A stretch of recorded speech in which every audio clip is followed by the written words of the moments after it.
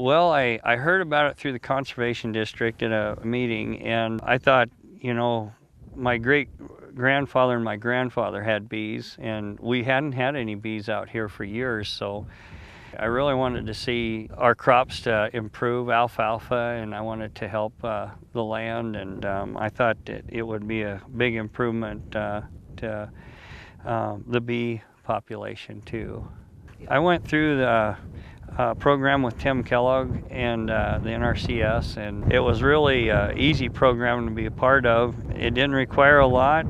It does it first, but once you get the plants planted, everything, it really helps promote pollination of other plants in the area. So we did a no-till disc system is what we did. We didn't plow it, but I used a no-till disc on it, and then I went over it a couple times and got it ready for the drill. And when the ground looked right and we didn't see any weeds, we went ahead and put the seed in the ground and planted it. So I planted it with what we had. It was an old John Deere drill, but a disc drill, and it worked real well, I believe.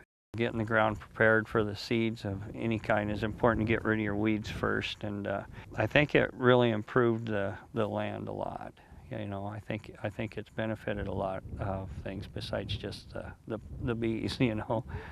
And we try to keep the weed control down as best we can with spray and bugs. Actually, I've introduced bugs, the ones for killing the Canadian thistle. So in the springtime of the year, we usually move the cattle when things start growing real well out into our summer pastures, and then they're kind of out of here until later fall, and that really protects the area.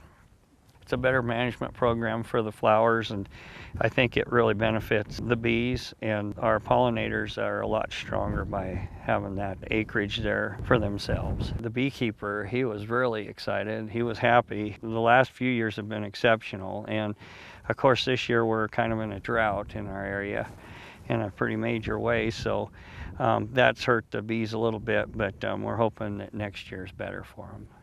I think it'd be a great thing for anyone to try, and I would tell them to go get a hold of the NRCS and talk to the Conservation District and see what's going on.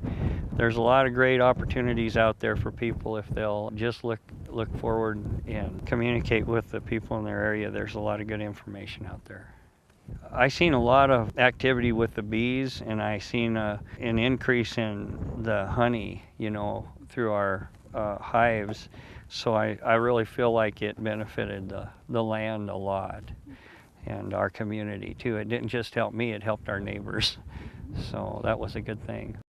The grasses started coming in a little more after a few years, and they kind of grew in around the flowers a little bit more, and there was more added protection, but it also brought, you know, homes for the wildlife too. So we're seeing nesting of birds and the pollinator plots. It does take time. It definitely takes some time, and when you do it, you just got to be patient, and it'll all come around in due time. It's something that doesn't happen overnight, but it is a great thing to be a part of.